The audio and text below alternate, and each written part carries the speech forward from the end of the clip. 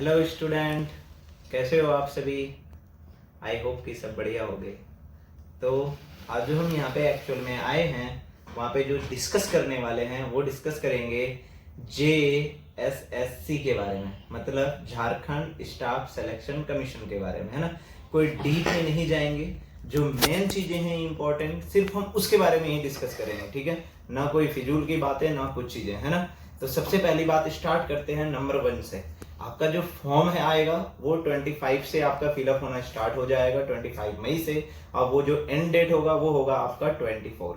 Clear है। जो main important है वो ये चीजें हैं। उसके बाद जब आप इस फॉर्म को भरने जाओगे तो सबसे पहले आप यही देखते हो कि इसका जो एज लिमिट है वो क्या है ना। तो एज लिमिट के बारे में जब आप बात करोगे तो ये देखिए, सबसे मेनली जो मेन पॉइंट है ना इस वैकेंसी का, वो सबसे अच्छा होता है क्या है कि जो मिनिमम एज है वो है 18 ईयर। तो अप्रोक्स सारे का जो रहता है वैकेंसीज का वो रहता है अप्रोक्स लगभग 18 के।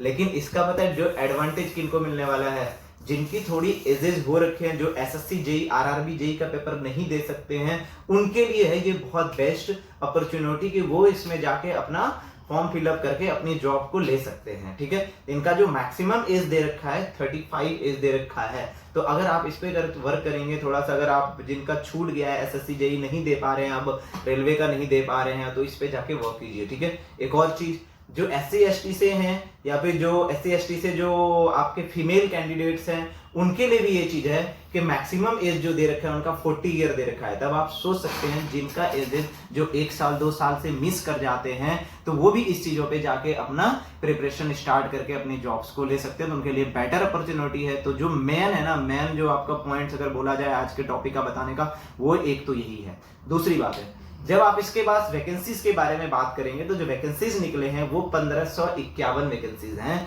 जो कि आप मैकेनिकल सिविल इलेक्ट्रिकल के स्टूडेंट्स और केमिकल के भी कुछ दे रखे हैं, एग्रीकल्चर डिपार्टमेंट से भी हैं, आप आराम से जाके कर सकते हैं। ठीक है, लेकिन 11 वैकेंसीज और भी हैं जो बैकलॉग के बारे में है। मेनली जो हम डिस्कस करेंगे वो 1551 के बारे में बात हम करेंगे।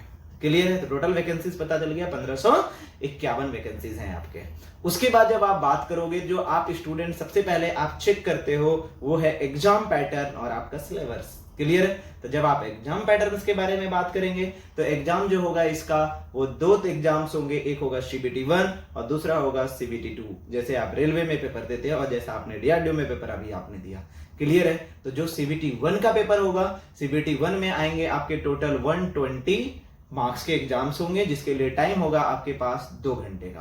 क्लियर है। तो 120 का जो रहेगा आपका, 120 में 80 क्वेश्चंस जो रहेंगे वो रहेंगे आपका जनरल इंजीनियरिंग बोल के। अब इस पे थोड़ा बात करते हैं। जो जनरल इंजीनियरिंग बोल के रहेगा उसमें रहेगा क्या। जनरल इंजीनियरिंग का बोलने का मतलब है मैकेनिकल से क्वेश्चन, सिविल से क्वेश्चन एंड इलेक्ट्रिकल से क्वेश्चन, तीनों ब्रांच से क्वेश्चंस आएगा, तीनों ब्रांच को। मतलब अगर एक कैंडिडेट है मैकेनिकल का तो उसको तीनों ब्रांच से क्वेश्चन आएगा, अगर वो सिविल से है तो तीनों से आएगा, इलेक्ट्रिकल से है तो तीनों से आएगा, जैसा कि पहले रेलवे में हुआ करता था और अभी के टाइम में जैसे DDA में हुआ था पिछली बार में।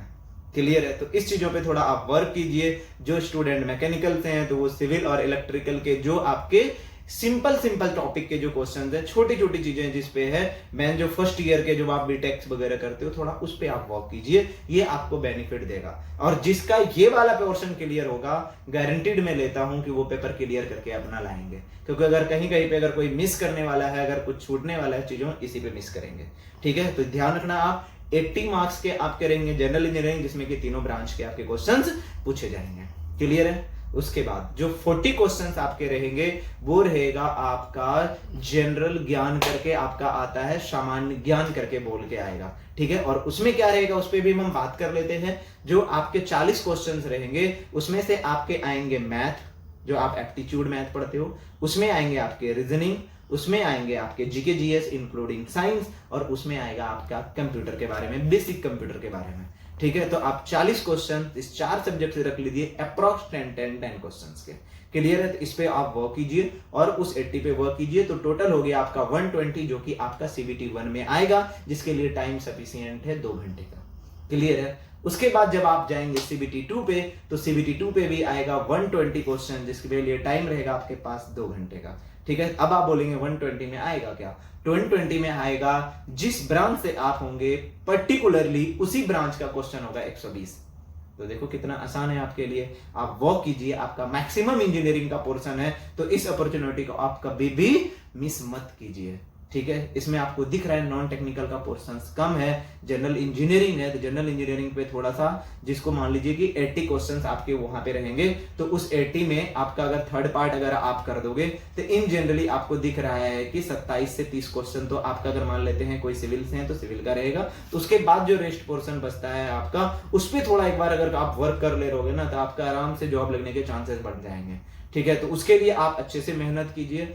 और रही बात CBT2 के लिए, CBT2 के लिए पर्टिकुलरली 120 क्वेश्चंस आएंगे, जिस ब्रांच से आप होंगे उसी ब्रांच से, तो ये तो आपके लिए और भी बेटर है, तो थोड़ा इस पे आप वर्क कीजिए। और रही बात इसके बैचेज के लिए, इसके बैचेज भी अभी अनाउंसमेंट हो रखे हैं, इसकी बैचेज 1 तारीख से स्टार्ट हो रही है, तो आप ज्वाइन करना भूलिए मत। आइए और सब कोई आप लोग देखिए कि कैसे करके बैचेज स्टार्ट होते हैं, किस बेसिस पे आपका इसका प्रिपरेशन चलेगा, ठीक है students. Thank you, best of luck.